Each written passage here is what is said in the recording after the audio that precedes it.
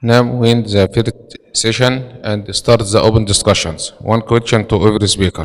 Start by Dr. Mohammed Al-Hinidi. Any question to Dr. Mohammed Al-Hinidi? Assalamu alaikum. Thank you, Dr. Mohammed, for your nice presentation. My question is regarding which device you use for suction thrombectomy. Many thanks. I didn't do it before, but Angiojet you can use it, and many workshops are done in this project. Any question to Dr. Amr Abu Rahma? Dr. Musad? Thank you, Dr. Amr.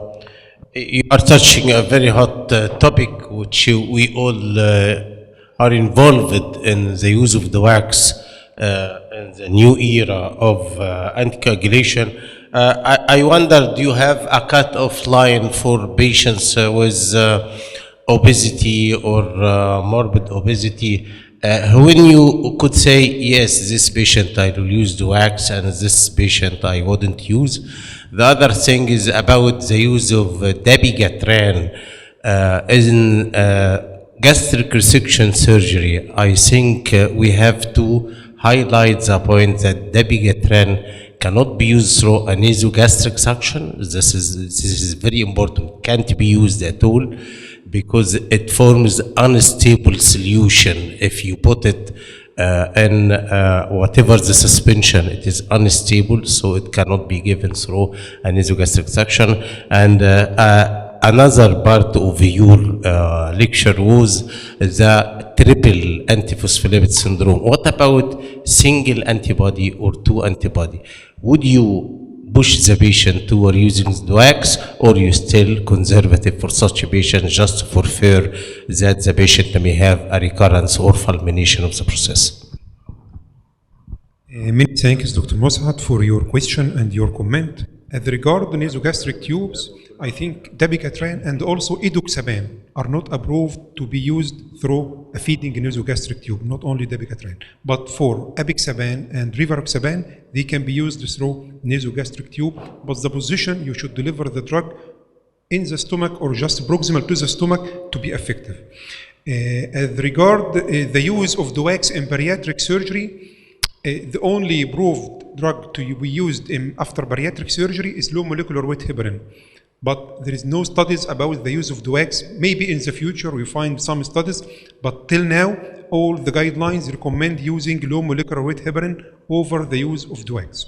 There is a small series of case series about using apixaban, because after sleeve gastrectomy you can use apixaban, but there is no strong evidence for that. About your last question, as regarding antiphospholipid, when triple antiphospholipid syndrome, it is absolute indication for the use of warfarin over the wax. If one or two antiphospholipid, there is no strong indication for the use of warfarin, you may use the wax, but for myself, I prefer any patient with antiphospholipid, I use warfarin over the wax. Thank you. Dr. Nasser Said, I have a question to Dr. Nasser. You said it's mandatory to do fasciotomy in every case of popliteal injury, popliteal artery injury repair. It's a mandatory, not mandatory. Stable patient. But as regarded to the fasciotomy, it depends on your experience. If there is a compartment syndrome, you should do fasciotomy urgent. If you would like to keep an eye on the patients, so close observation for doubtful cases. Okay. Not a mandatory. But it's not, I mean mandatory when indicated. When indicated. When indicated. But as we know, the injuries is a cause of acute limb ischemia. If it repair in early, in first 24 hours, I think it's not needed. After that, it's needed. Right. Thank you. Dr. Hussam Tawfiq. Dr. Musad. Thank you, Dr. Sam. It's a very important topic, because we, in our daily practice, we face a lot of cases, even from not from the cardiologists, but also in our practice. It happens with us during intervention. Could happen with anyone to have a slipped wire, to have a portacas missed. And the main problem that I face in my practice is when the foreign body is either impacted hardly due to a different size between the foreign body and the artery, so I cannot get around with any kind of loop.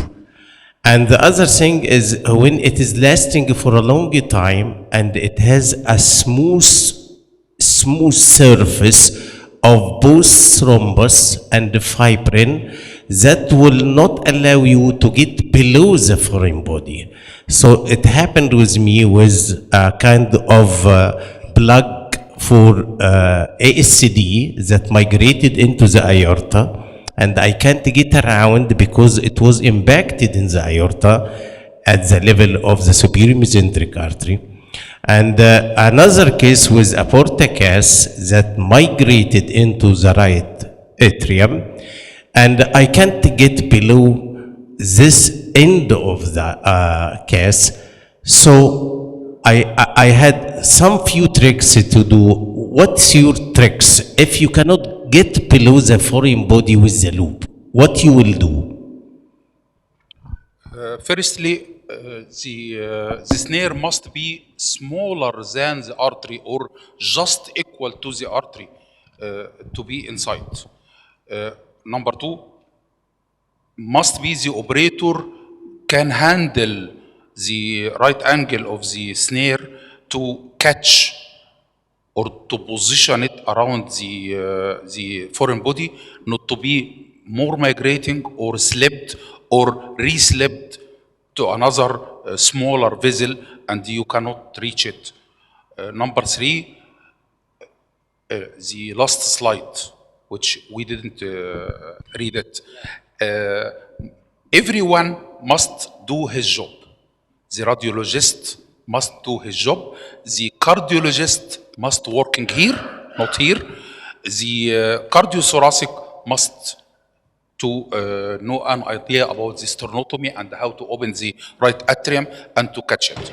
So every one of us must do his best in his job, not interlocking together. دكتور منير نزار، دكتور عصبي.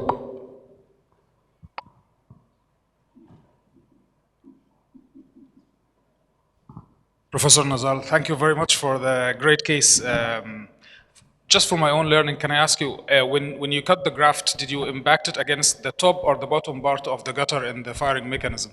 And does that make any difference in the stability of the cut stent when you're deploying it? The other point, you said it was 10 centimeters, so if you use it inside a bifurcated graft, it would definitely cover the renal arteries. Would that be also the case if you're using an Endologix graft instead of a normal bifurcated one? As it, it sits on the bifurcation, so gives you more space probably? So we use the Medtronic. That's what this is the one we had. So we used to work with it. But it is about 7 centimeter total. So if we use the whole length, it will cover the renal arteries. Mm-hmm. We needed about 6.5 centimeter. Mm-hmm. So we impacted it the normal way it is. So the way it is impacted did not change because we cut the lowest part of the graft. So the upper part is still normal impacted. Yes. So do you think when you're unsheathing, does that make it less stable maybe, that it kind of booms? No, it does not stay because it's the same way of deploying did not change. The only thing actually, it just jumped. And this happens sometimes with those grafts. So you need to go lower, but we did not have enough to go lower than the... Great innovation to go around and pull it with the... Yeah, thank you. Congratulations on the idea. Thank you. In the question to Dr. Muhammad Al-Farouk. Dr. Aim. Dr. Farouk, thank you for the lecture.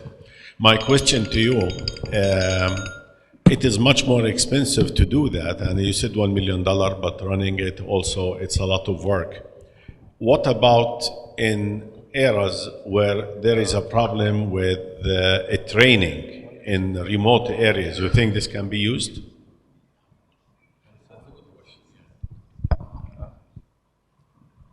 It is دكتور تامر. دكتور محمد فاروق. Thank you, Dr. Omar, for your very nice presentation. And I think the future is for AI. At some point, we as a surgeons, maybe we don't have enough input in the patient at that time.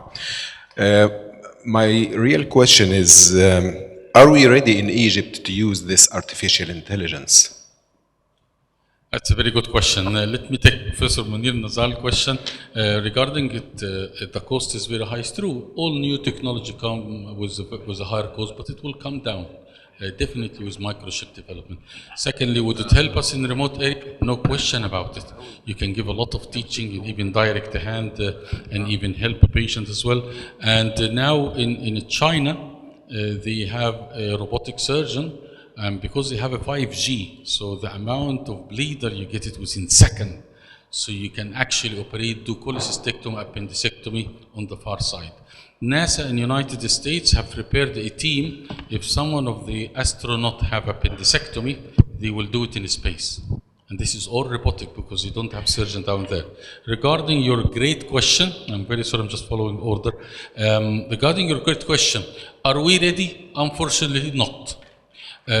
Our AI is extremely primitive, and this is a big problem because United States and China controlling the artificial intelligence. And the way they are developing, because they do what is called the training to artificial intelligence. You need to have your model to be trained and to learn. So you must open free, like what we see. Artificial intelligence in China is unbelievably advanced, even more than in United States. We are lacking behind. We don't manufacture microchips. We don't manufacture computer. We don't have any Egyptian or Middle East or Arab AI model. We only have a small Python language, which we as a programmer have a small program that we run on CPU on outside Egypt. So when we'll go to AI, I'm not sure. We have an economical problem in Egypt, but it is an essentiality because it plays in every part, not just in medicine, but in wars. Now you can destroy a country by just pressing a button and give the message to AI. And we're far behind. I would like to end up with a sentence from Quran, وَأَعِدُّوا لَهُمْ مَا اسْتَطَعْتُم مِّن قُوَّةٍ. We have been ordered to do what we can.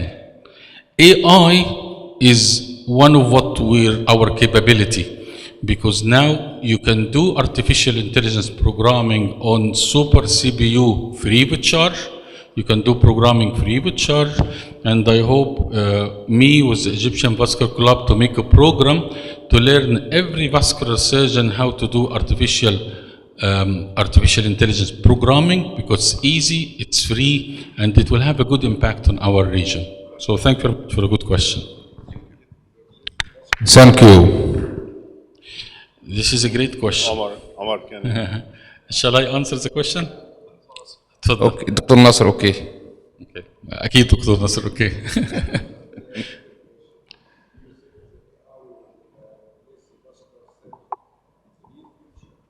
It's a great question. I will give you a short answer. No. Not in 100 years, not in the next 100 years, we'll not have an AI to replace a surgeon, but we'll have an AI that will replace duplex scan. It will be done by AI.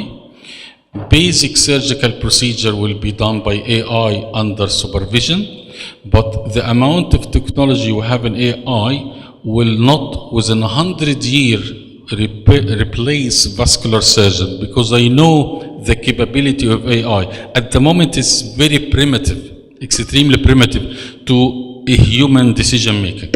Okay. Let it replace the eminent vascular surgeon to keep my business good. Okay. Thank you.